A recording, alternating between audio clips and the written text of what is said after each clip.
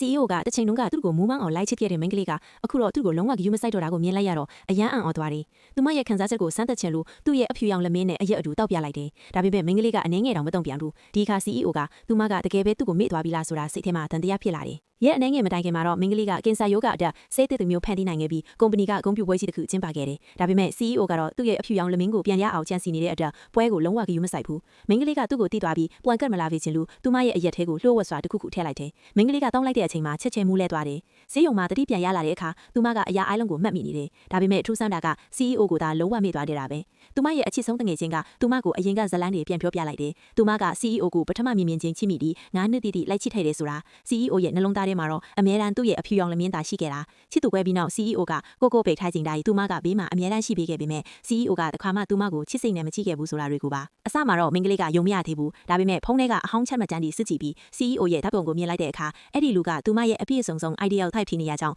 အားလုံးဟာအမှန်တကယ်ဖြစ်ခဲ့တာကိုလက်ခံလိုက်ရတယ်။ဒါပေမဲ့အဲ့ဒီကာလကသူမရဲ့ဘဝမှာအနာကျင်ဆုံးအချိန်ဖြစ်ခဲ့တယ်။ထက်ခါငင်းပယ်ခံရတာ CEO ရဲ့နေ့စဉ်စော်ကားမှုတွေကိုတာမန်လိုခံယူနေရတာတွေကြောင့်ပါ။ဒါကြောင့်အခု CEO ကိုမေ့ထွားပြီးနောက်သူမကဘဝအသစ်တစ်ခုစတင်ဖို့ဆုံးဖြတ်လိုက်တယ်။ဖုန်းထဲက data အလုံးကိုဖျက်ပစ်ပြီးမိဘတွေကိုဖုန်းခေါ်ပြီးသူတေသနာလုပ်ငန်းကိုပြန်ပြီးဆက်လုပ်ဖို့အိမ်ပြန်မယ်လို့ပြောလိုက်တယ်။ဒီသတင်းကိုကြားလိုက်ရတော့မိဘတွေကအယမ်းပျော်ပြီးအမြန်ပြန်လာဖို့ပြောတယ်။အဲ့ဒီအချိန်မှာပဲ CEO ကဆေးရုံငန်းထဲဝင်လာပြီးသူမကသူ့ကိုလိုက်လာတယ်လို့အလွဲသဘောထားလိုက်တယ်။ဒါပေမဲ့မိန်းကလေးကကျမဒီကိုလာတာဆေးမတက်လို့ပါတင်းကြောင်မဟုတ်ပါဘူးလို့ပြက်သားပြောလိုက်တယ်။အဲ့ဒီအချိန်မှာပဲလိမ်မာမဲ့မိန်းကလေးလည်းရောက်လာတယ်။ CEO ကမိန်းကလေးရှေ့မှာပဲသူ့ရဲ့အင်ဂျီကိုအဖြူရောင်လက်မင်းပေါ်လွှမ်းပေးပြီးသူမကကုမ္ပဏီဝန်ထမ်းသားပဲလို့ပြောတယ်။လိမ်မာမဲ့မိန်းကလေးကမိန်းကလေးကိုစော်ကားမဲ့အချိန်မှာပဲသူနာပြူတတော်ကစစ်ဆေးဖို့ခေါ်သွားလိုက်တာကြောင့်မိန်းကလေးကနောက်ပြန်မလဲပဲနဲ့ထွက်သွားလိုက်တယ်။ဒီအရာကိုမြင်လိုက်ရတော့ CEO ရဲ့စိတ်ထဲမှာထူးဆန်းတဲ့ခံစားချက်တစ်ခုပေါ်လာတယ်။အရင်တုန်းကဆိုရင်သူမကအကြောင်းမျိုးစုံထုတ်ပြီးသူ့အနားမှာအနည်းရန်နေခြင်းနေတတ်တာကိုသတိရလာတယ်။နောက်ပိုင်းမိန်းကလေးတယောက်ထဲထိုင်နေတယ်လိမ်မာမဲ့မိန်းကလေးကလာပြီးမျက်နှာမပြေတဲ့စကားတွေနဲ့ဆွဲဆောင်စော်ကားလိုက်တယ်။9နှစ်တီတီ CEO ကိုခွေးလိုလိုက်ချစ်တဲ့သူရှိတယ်ဆိုတာသိလားလို့အကြမ်းမဖက်စော်ကားတယ်။မိန်းကလေးကတော့မငင်းဘူး။ဘာလို့လဲဆိုတော့ CEO ကအမြဲတမ်း